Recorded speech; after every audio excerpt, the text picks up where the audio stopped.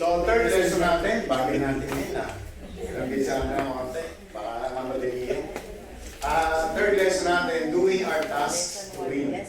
Okay. So, basahin natin introduction. This lesson is for the Christians to understand, be enlightened, and thus aspire to serve God's kingdom, so that the entire body might freely its purpose, bringing glory to His name. God created each and every one of us with a unique purpose. He equipped us with special personalities and skills so that we might be able to make an impact for His kingdom while we're here. Christians are referred to as brothers and sisters, family, or members of the same body. So, dito sa topic na to, kailangan magkaroon tayo ng kaunawaan, kaliwanagan, understand, enlighten, kung bakit tinatawag tayo ng Lord, ano yung part natin, ano yung dapat natin gawin o response sa Panginoon, sa pagkatawag sa atin sa kanyang kaharian. Maintindihan natin na lahat ng nilikha, each and every one, merong unique purpose. Kaya yung talent natin, iba-iba. No? Kahit yung boses, iba-iba, napansin niyo ba? Iba-iba yung boses. So, iba-iba tayo ng talent, unique tayo sa isa't isa kasi may purpose ang Panginoon. Diba? Kindly share something how you have completed a certain project in the church or workplace. Sino yung gusto mag-share? May project ka, pwede sa church, sa ministry, or sa workplace, paano mo siya natapos? Ano yung ginawa mo para matapos yun? Project yun, ibig sabihin hindi ka lang. No, yung mas maganda, Sister Jaira.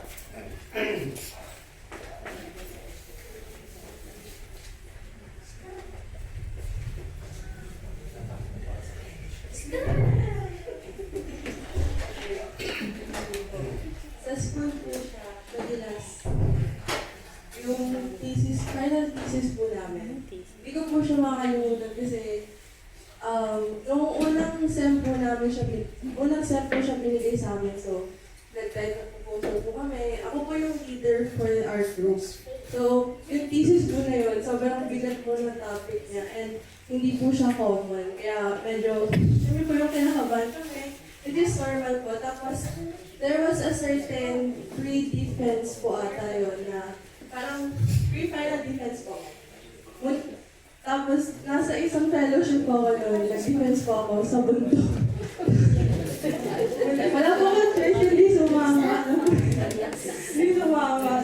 Tapos, after po nun, lumabas po yung grades namin. Bagsak po kami doon sa defense. Ako po yung leader, so ako po yung na-pressure na paano yun, babagsak din po ako sa grade. Graduating student po kami, so talagang umiyak po ako nun, sabi ko, hindi ko alam paano sabihin nila, Mami, babagsak kami sa subject namin na yun. Tapos nag-pray po ako sa Lord, kasi sabi ko, Lord, hindi namin kaya ito, hindi kami kaya yung teacher namin, hindi namin kaya yung subject na ito.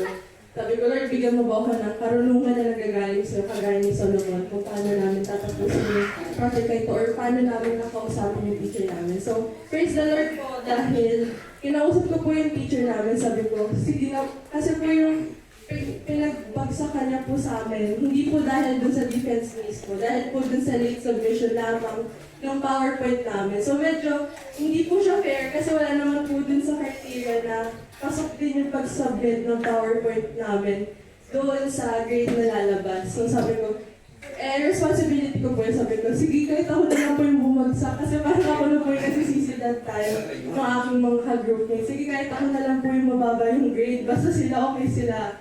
Tapos, pero salamat po sa Lord.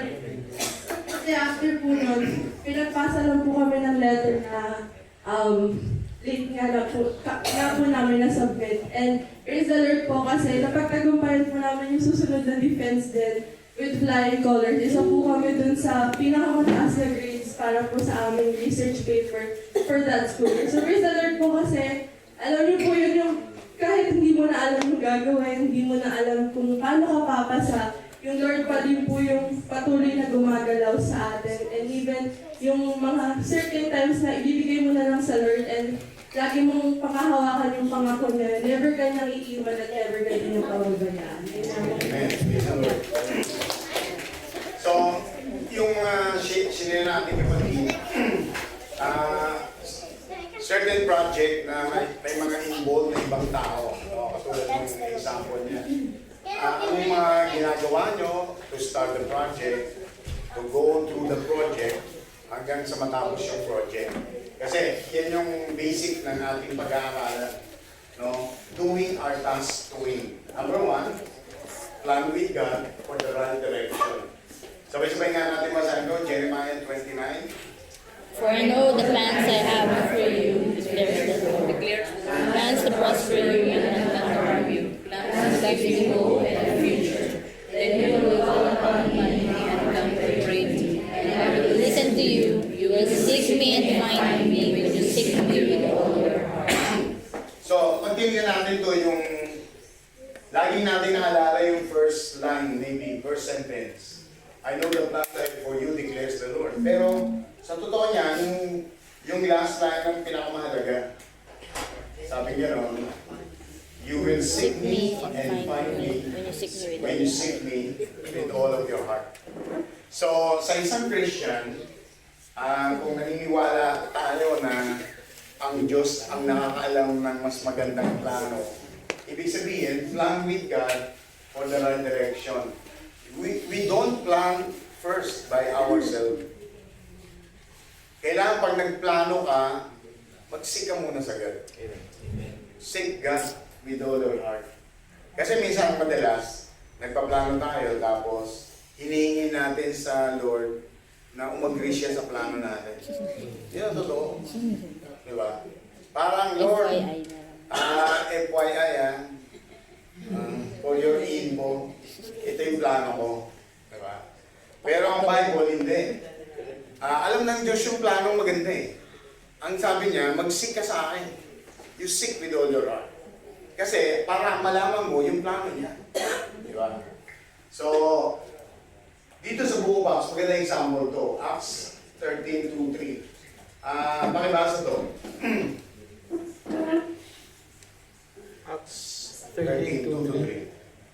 While they were worshiping the Lord and fasting, the Holy Spirit said, "Set apart for me Barnabas and Saul for the work to which I have called them." Yeah. So, Yan, sige. so after they have fasted and prayed, they placed their hands on them and sent them off. Yan. Dito sa Acts 13, dito yung magsisimula ng ministry sila Paul. Pero mo, hindi nila alam kung saan sila pupunta. Saang city. Saan ang unahin nila. So, ang ginawa nila, kumonsulta sila sa Lord. Nag-fasting and prayer sila, sabi niya. Nung nagpa-fasting and prayer sila, may nagsalita. Ihiwalay niyo si Pablo at si Barnabas at dito sila pupunta. So, ibig sabihin, hindi sila nagplano, o ikaw Pablo, doon ka, ikaw Barnabas, doon ka. Saka sila nagsabi sa Lord, samahan mo sila sa pupuntahan nila, hindi gano'n. Ang ginawa nila, nag-pray sila sa Lord, para sa pupuntahan nila Pablo, tsaka nila Barnabas, kung saan sila, at sino yung kasama niya. Parang gano'n. So, maganda to example na when we seek God, we seek first His kingdom. Diba? Kaya kahit nagpaplano ka, huwag ka muna plano. Manalangin ka muna. Manalangin ka muna, huwag ka muna plano. Kasi pag nagplano ka na, FYI na naman yan. Di ba? Magiging FYI uli yun. Hindi siya ibibigyan ng Lord yung best plan. Di ba? So maganda yun. Basahin nga natin ito, Proverbs 19, kapatid. Proverbs 19, verse 21. Many are the plans in a person's heart, but it is the Lord's purpose that prevails. Yan ang dahilan kung bakit we have to seek God. Kasi the success of our plans depends on the will of God. Only those that God approves will succeed. Kaya pag nauna ka nagplano, ginawa mo yung plano mo, akala mo approve ang Diyos, it will fail. It will fail. Now, most of the time, it will fail. Kasi, hindi yun ang will niya. Di ba? Hindi yun ang will niya. na mag-sit muna tayo sa God. Be plan with God. No? Sabi dito, share a testimony of God's intervention in your plan after consideration with God. Ito yung yung karanasan natin na kinonsider mo talaga yung God at naging maayos yung plan na yun, nag-intervene siya sa plano mo. Sino yung gustong mag-share ng testimony na yan? Siguro po yung experience ko po nung nakasama sila Dinan. Kasi originally ang plan ko po talaga, plan namin mag-asawa doon. Pag lumipat kami from 1303, kukuha na lang po sana kami ng plan ni Adrian, ni Brother Adrian, para mag-separate na kami. Kasi nga po, ang dating daan din yung sinamahan ng mga nasa 1303. And then, afterwards po, na-request ako ni Dinan na mag-meeting kami sa Bear Park. Tapos, yung plano ko po na gano'n na talaga yung nasa pag-uusap namin ni Brother Adrian, sabi sa akin ni Dinan, ate, kumuha po kami ng plan. Huwag kang mag-alala, kakaroon tayo ng Bible study doon kasi yun yung gusto mo. Sama ka po sa amin. Sabi nga gano'n. Eh, syempre, nahook niya yung heart ko na, ay, Bible study doon. Sige, gusto ko yun. So, yun po. And yung na-consider ko po yung plans ng Lord, alam din po nila Dinan na syempre, na-struggle po ako dahil iba po yung pananampalataya nila dahil habang kami po ay nakikinig ng praise and worship po natin, sila po nakikinig kasi ng church ng Catholic na silalakasan pa nila. Alam niyo po yung maraming struggle, yung mga emotions, iba-iba. Pero yun nga po, sabi ng Lord ay, huwag kang ihinto, walang titigil. Sabi ko kasi, Lord, kung hindi mo na po, kasi 2 years po, yung sacrifice ng emotion, mental, yung syempre na-hurt ka na din, ganun. Pero sabi ng Lord, sabi ko lang sa Lord, Lord, kung hindi mo na ako gagamitin sa lugar na to, tanggalin mo na kami, lagay mo kami dun sa lugar na gagamitin mo kami. Pero sabi ng Lord, tiis-tiis anak, may gagawin ako sa mga kaluluwang yan. And praise the Lord po. Yung pinakita po ng Lord na mightily gagamitin sila, ito na po sila. So yun po yung plano ng Panginoon. Praise God po.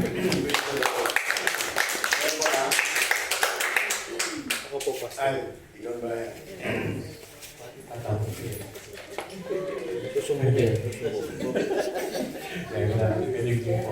So, yung last vacation po namin ni Sister May sa Pilipinas.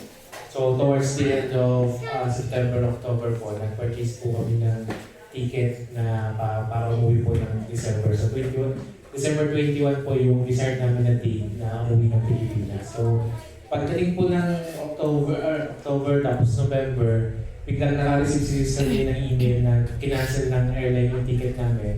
Tapos ang binibigay sa aming option, it's either nilipad kami ng December 24 or i-refund na lang namin yung ticket. So, kaya po kami uwi talaga ng Pilipinas. Siyempre, we have this desire na makapag-spend ng time sa family. So, sabi namin kung December 24 pa kami lilipad, it's too late for us na po.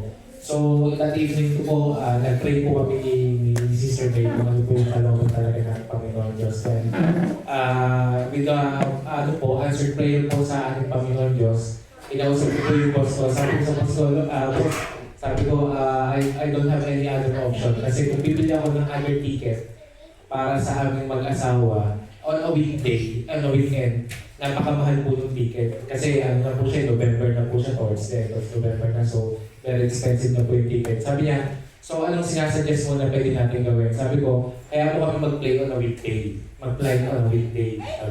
Sabi ko po sa kanya. Sabi niya, kung yun na lang yung options mo, wala tayong gagawa. So, ganun po yung nangyari. So, instead of us flying on December 21, which is very close na po sa celebration natin ng Christmas, mas napaaga pa po yung flight namin ni Sister May kasi nakaalis po kami ng December 17, tapos 18, nasa Pilipinas na po kami. So, God is really so good na hindi po nangyari yung plan po namin ni Sister May, but the Lord's plan prepared na mas maganda pa po kasi sa pinaan po namin kasawa. Yan, praise the Lord.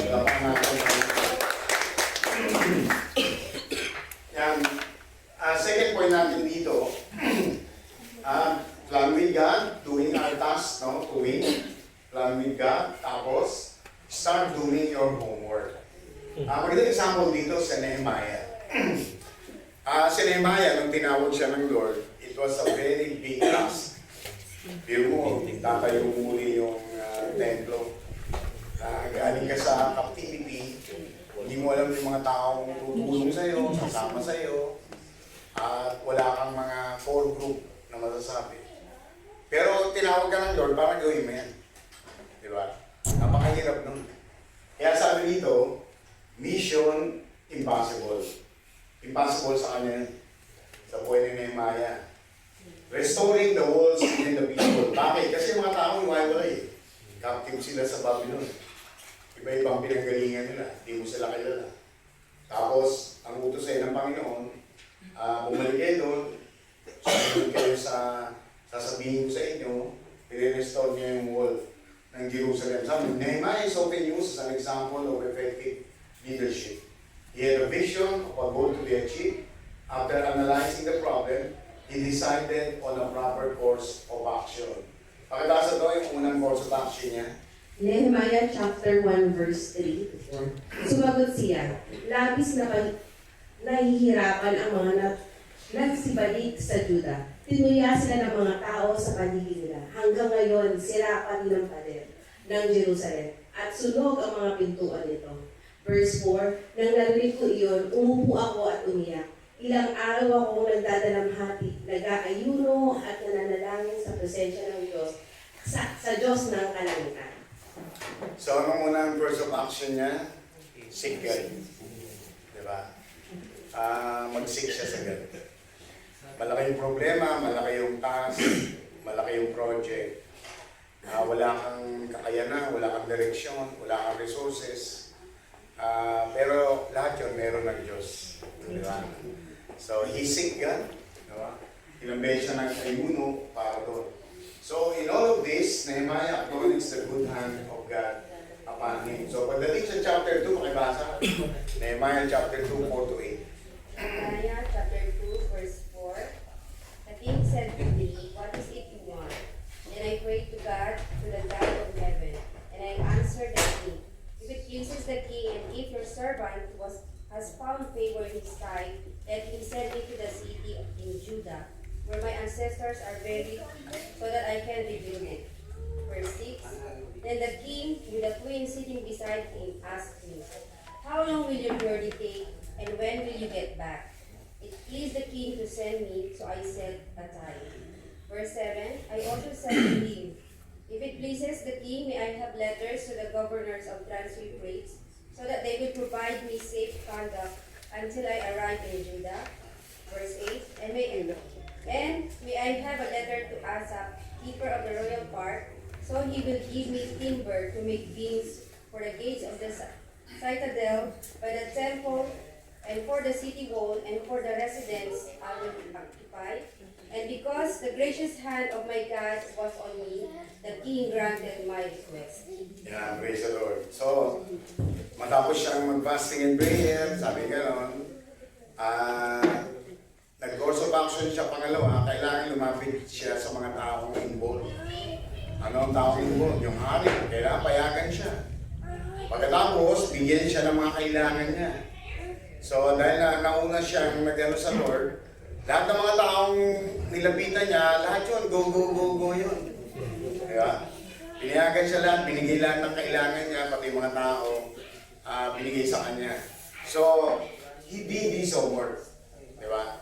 May mga Christian, o sa atin, sabihin na natin, may project tayo sa God, may ministry tayo. Pero, are we doing our homework? Diba? Inisip natin, yung ministry natin, maging matagumpay siya. Pero are we doing our homework? Diba? Kasi baka nag-expect lang tayo in the end, it will result as good as we wanted. We did not do our homework. How can we expect? Diba? So, mahalaga po yun. Na lahat ng project, lahat ng ministry, lahat ng task, may part na kailangan magsimula ka. Kailangan gawin mo yung homework mo. Diba? Kasi hindi ka matatapos at hindi mo magagawa yung dapat gawin pag hindi mo ginawa yung homework. Diba? Mahalaga po yan. How do you see yourself attending an interview without preparation?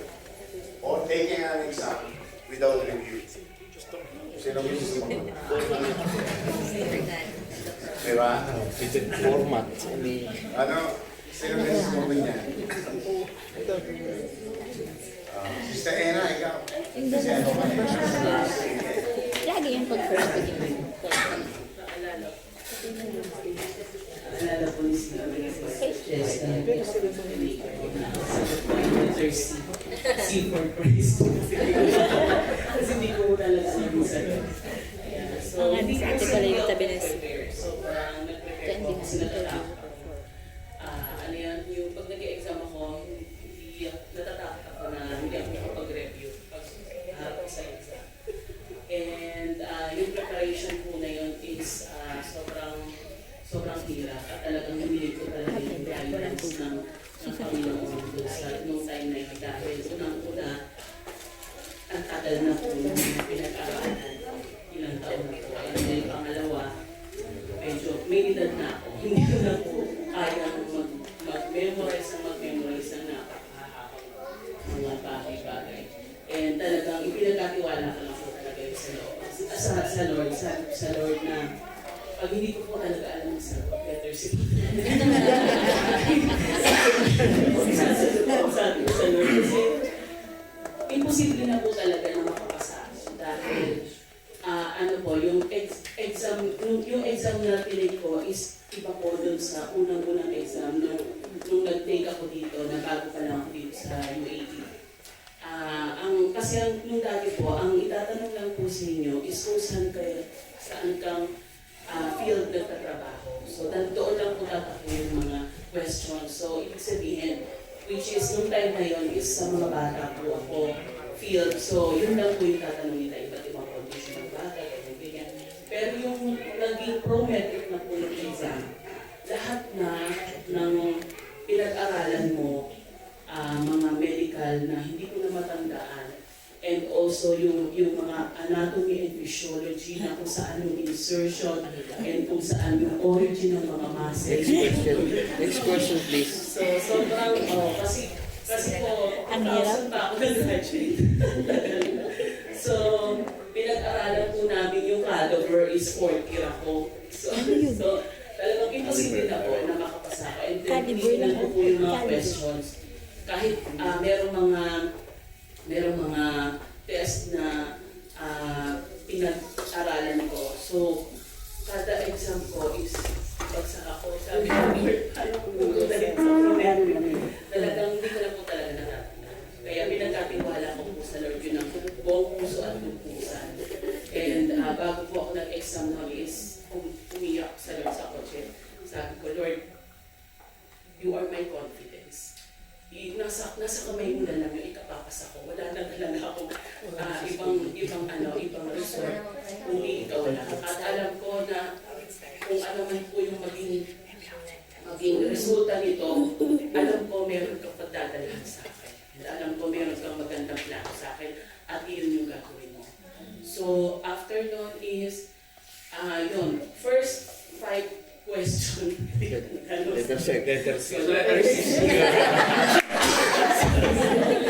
And nakakatawa pa doon is exam. Lalabas lang po kayo dun paglabas lang po kayo dun sa tabi. I-print na yung result. Hindi na agad. So, pag-print ng result, paglabas ng papel, nakangiti yung nag-print.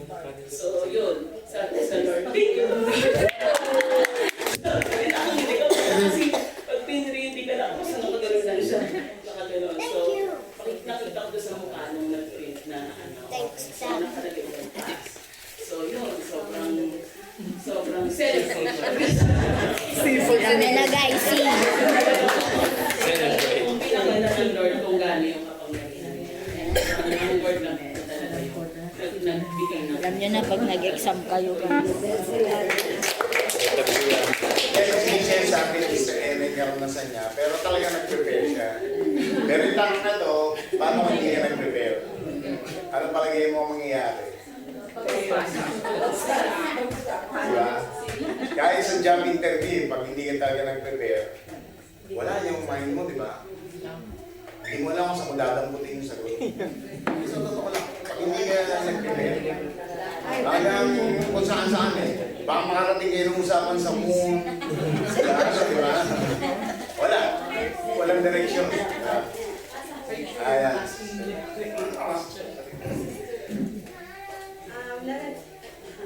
Experience ko po yun. Na nag-ano po ako, nag-exam po ako ng Certified Human Resources. Hindi po talaga ako, kasi para pong pakiramdam ko, binagay ko yung exam. 1 to 100 po kasi yan, hindi ako nag-aral kasi tingin ko parang alam ko naman na siya. So, may mga materials po, parang pinasadahan ko lang siya ng tingin, pero wala pa talaga akong ginawa. So, bumagsak po ako.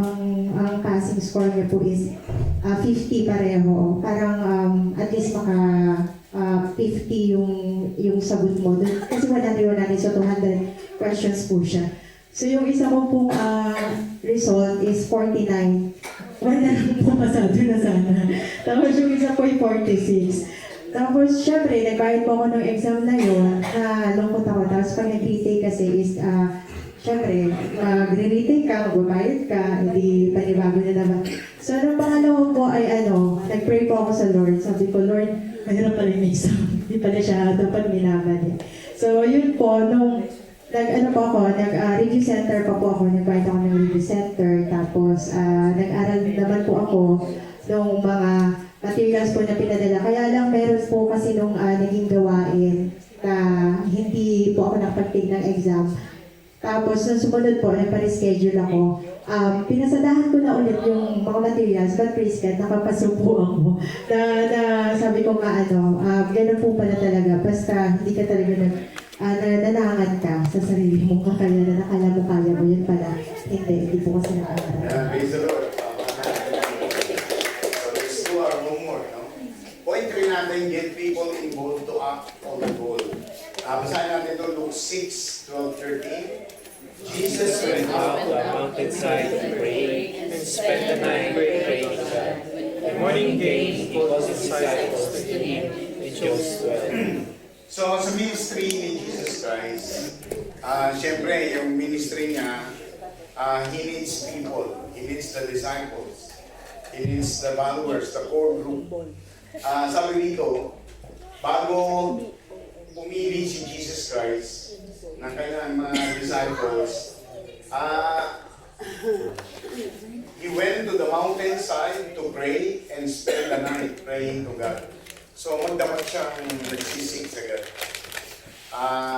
Nagpe-pray siya dahil kailangan niyang kumuha ng mga tao na makakasama niya sa kanyang ministry. So, that is our point number 3. Get people involved to act on the goal. Sa ating ministry, kahit na saan tayo nakalagay, imposible na walang taong ibang involved. Ibig sabihin, laging may involved tayo na ibang tao sa ministry natin. Kaya kung gusto nating magkaroon tayo ng winning solution, we have to get the people involved sa ating ministry. Hindi pwede kasi sa loob ng church environment din, you're only doing for your own sake. Kasi sa totoo lang, ang ministry ay kabit-kabit yan eh. Di ba sabi ng Bible, you're part of the body. Di ba? Merong kamay, merong paa, may daliri, may kuko, may mata, may tenga, may leeg, may... Iba-iba kayo.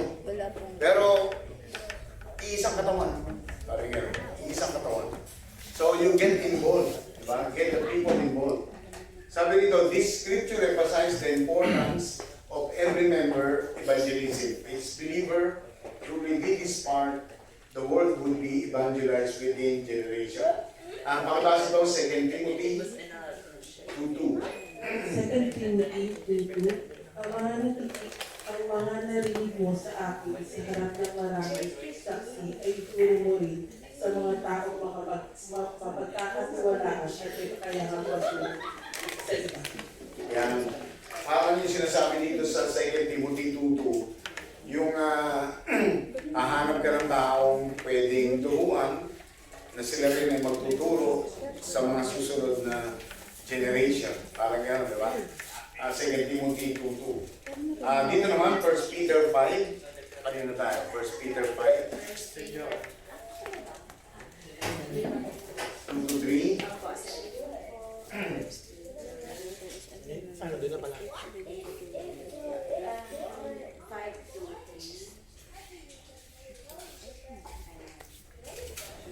shepherds of God. Hello. Okay, be shepherds of God's flock that is under your care, watching over them, not because you must, but because you are willing, as God wants you to be, not pursuing dishonest gain, but eager to serve. Yan, praise the Lord. Dito po, sinasabi ni Peter, paano ka mag-lead? Paano mo i-lead yung flock mo? Diba? Ibig sabihin nito, you have to establish your relationship. No?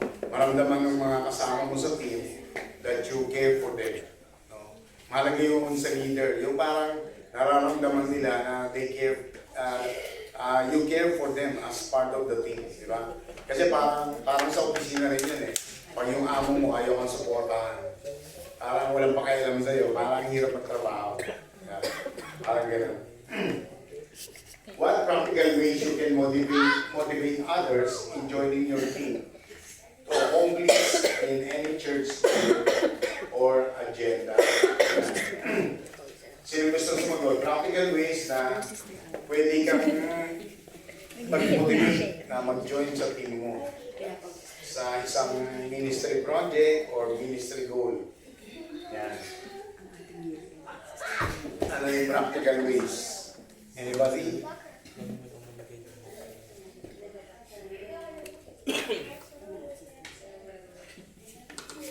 Sino gusto sumagot? Mr. Alman.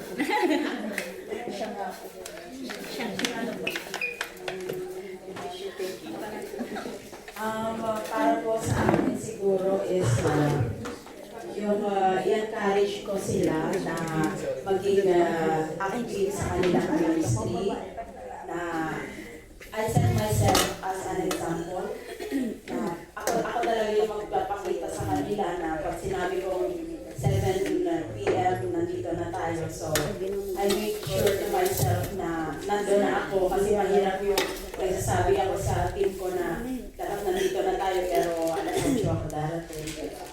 So, kasi as a leader, you should be a good follower as well. Hindi lang yung magpapasunod ka lang, kundi hindi yung taga-utos ka lang. Dapat ikaw din mismo ay gagawa. So, yun po ang principle ko as a leader. Yan. Sino pa po gusto sumagot? One more? Meron pa po ba? Practical ways to join your team. As the gate. Mas maganda po yung acknowledge mo po yung kakayanan nila and delegate the task na hindi lang ikaw yung kumikilos, pero nandun yung tiwala mo sa kanila na kaya din po nila gawin yun. And when people are involved, na-acknowledge pa nila all the more na motivated po sila na gawin po yung part nila sa ministry. Yan. One of the best way na motivation sa team member, yung ibibigay mo yung value or importance nila sa team. Ibibigay mo yung task nila, ito kaya mo itong gawin kasi may karanasan ka na dito, tsaka may talent ka dito. Parang maramdaman nila na they are needed sa team. Kasi pero pag hindi mo sila binigyan ng ganon, parang salimbusa, kumbaga sa ano. Hindi nila maramdaman na may gagawin sila, part ba ako dyan? O tagapalakpak na lang ako. Diba? Kaya mahalaga yung gano'n, sabi mo sa kanila yung role nila para ma-encourage sila na mag-join. Parang gano'n. Alam niyo, pag sa job interview, naalala ko lang, pag may mga tanong sa job interview, ang sagot mo mga general, bawa, I will encourage the people around me, I will let them know who I am, I will see the importance of their talents, mga general, ayaw nila ng gano'n. Kailangan very specific ka pag sumagot ka. Sabihin mo talaga kung ano yung gagawin mo talaga. Kunyari, sabihin mo ganito, I will lay down my requirements. If I need this task, I need to have someone who is available, who can do this. Number 2, I will ask the resources which is available. Number 3, whoever can help in this task, I will ask for help. Number 4, dapat mga gano'n, masyado, kailan detalya ka sa motor. No, sa team, ganun kasi. Pero pag sinabi mo lang, gagawin ko ng pinakamabuti, ang lahat ng dapat, sisigapin ko, yung mga ganyang sagot, ano yan? Sasabihin sa'yo, I will call you, don't call me. Bibigyan ko kayo ng tip. Number 4, keep focus and avoid distractions until the end. Saan natin doon? 9:27. But I keep under my body and bring it into subjection. Lest that the enemies will reach the I myself should be impossible. So, yung lesson na to, doing our task to me, mahalaga po itong verse na to, we have to keep focus until the end. Kasi along the way sa ating ministry, maging sa buhay natin, maraming distractions talaga. Minsan na out of focus tayo. We are to run this race with no eyes for anyone or anything except Jesus. He's the one toward whom we run with undivided attention. Pakibasa ito, Hebrews 12, 1-2. Hebrews 12:1-2. Kaya nga, dahil nakapagdidirang tayo na napakaraming saksi, kalikuran natin ang kasalanan at anumang balakid na bibigil sa atin. Kung tiyaga tayong tumakbo sa paligsahang ating sinalihan. Verse 2, ituon natin ang ating paningin kay Jesus dahil siya pinagmulmulan ng kabuuan ng ating pananampalataya. Dahil sa kagalakang naghihintay sa Kanya. Hindi niya ikinahiya mamatay sa krus at siya ngayon nakaupo sa kanan ng trono ng Diyos.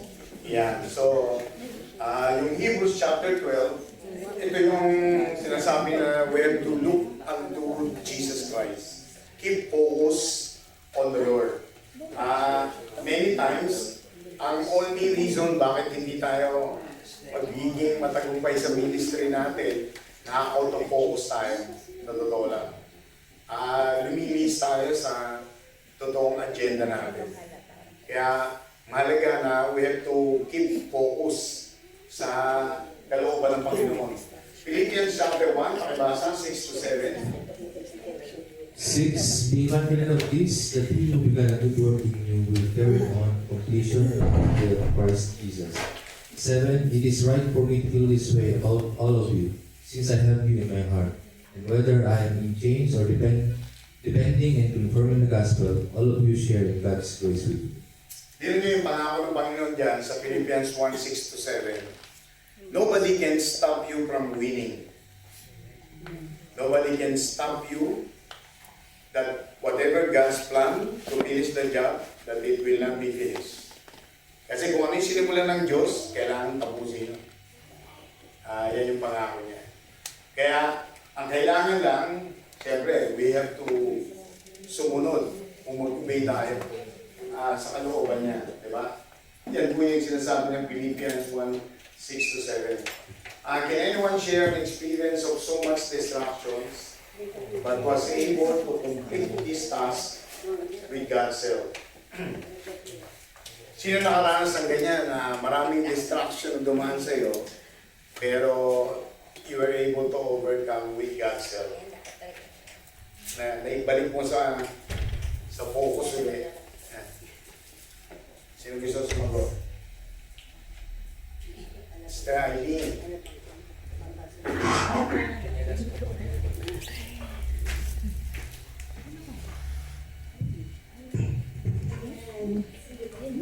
Siguro po particular po, hindi na po siya isa. Remember yung una pong malaking task or una pong malaking event na naging involved din po ako, which is yung sa couples po, yung una po namin camp, yung unang camp po ng couples. Kasi medyo, yung una po, syempre yung pinaplano po, parang okay, madali siya kasi marami kami. Tapos po, ano siya, parang dami, syempre pag nilalahad mo yung mga gusto mo. Pero along the way po, yung ginagawa na po namin siya, talagang parang nakikita mo na syempre yung parang bumibigat pa siya.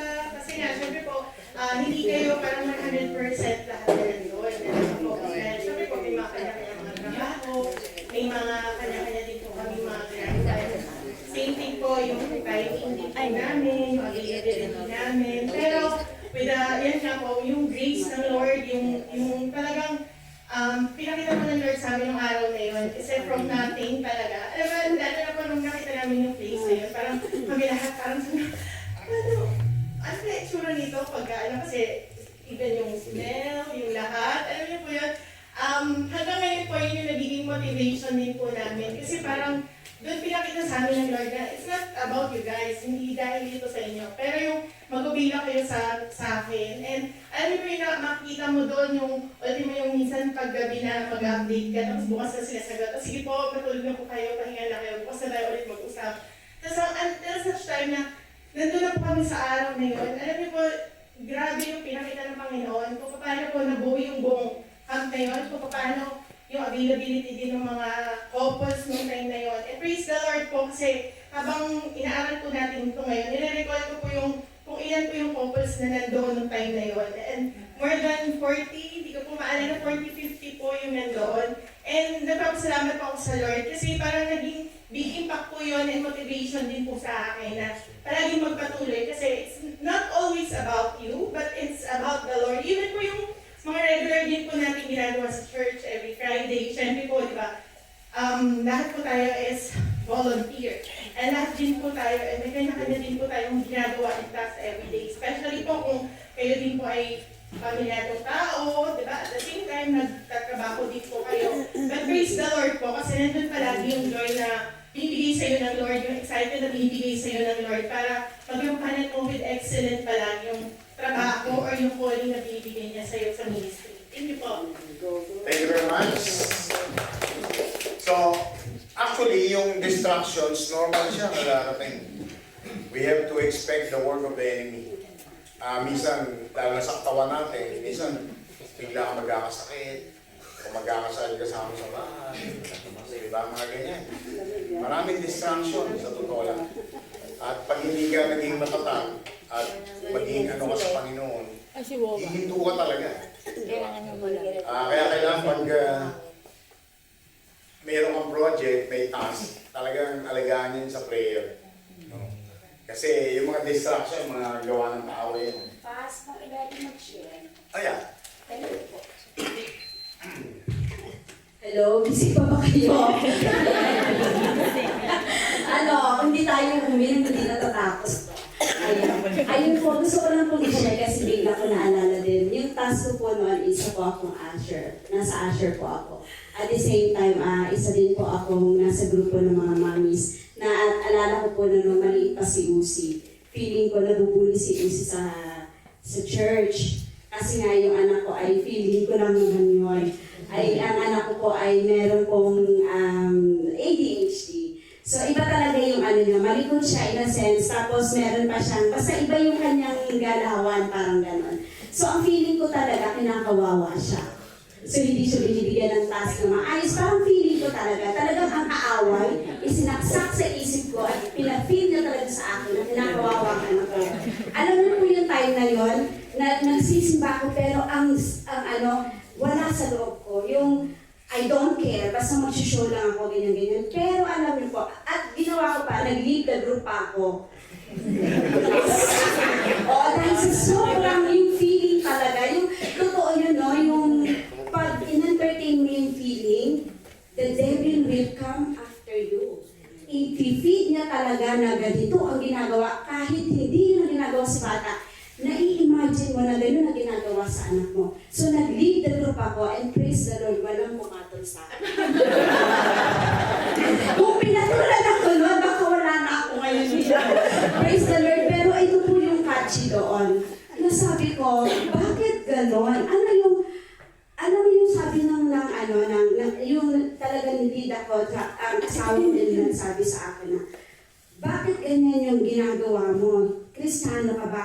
Nilook after kita, pero ganyan ka, parang nasika pa doon na, kala ko wala lang sa asawa ko yung ginagawa ko, pero meron palang impact. So, tayo mga girls, hindi tayo po pwedeng pucho-pucho lang yung pagsiserve, yung pa-kending-kending lang. Kailangan ipakita talaga natin sa mga lalaki.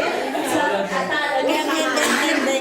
ito lang na tayo ay matibay din. So, yun po ang nagpaano sa akin na ang tawag dito, hindi talaga tayo pwedeng, alam mo yung magpa-feel-feel lang ng gano'n. So, kailangan talagang lumaban tayo at sikapin natin na pumunta pa rin tayo at pumunta tayo sa mga fellowship. Kasi kung magpapadaig po tayo talaga at hindi na tayo a-attend at tatamali na tayo, kakawawain tayo ng kalaban at magtatago. Hindi, tatawanan tayo ng kalaban kasi nagtagumpay siya. So praise the Lord po at ang anak ko po ay nagiging ko sa kanya.